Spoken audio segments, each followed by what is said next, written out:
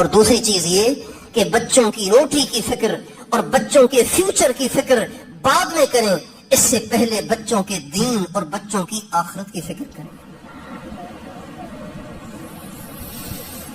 یہ بھی سوچیں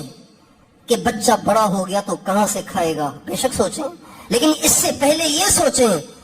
کہ بچہ اگر نیک نہ بنا تو کیا ہوگا۔ اگر بچہ نیک نہ بنا اور آپ اس کو بدکار چھوڑ کے مر گئے اور آپ نے محنت نہ کی، آپ نے فکر نہ کی، اسے بے دین چھوڑ کے مرے، تو اس کو تو سزا اس کے مرنے کے بعد ملے گی، لیکن اس کی سزا آپ کو قبر میں پہلے ملے گی۔ وہ ماں باپ جو اپنے بچوں کے دین کی فکر نہیں کرتے،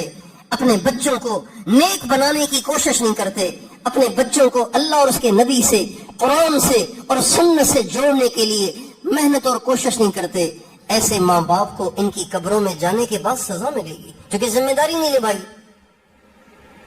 نبھائی۔ اس لیے میرے دوستو، آپ سارے بھائی یہ نیت کریں۔ آپ میں ایسے بہت سارے ہوں گے جو ان کے سرپرست ہوں گے، ان بچوں کے سرپرست ہوں گے، لیکن ایسے بھی بہت ہوں گے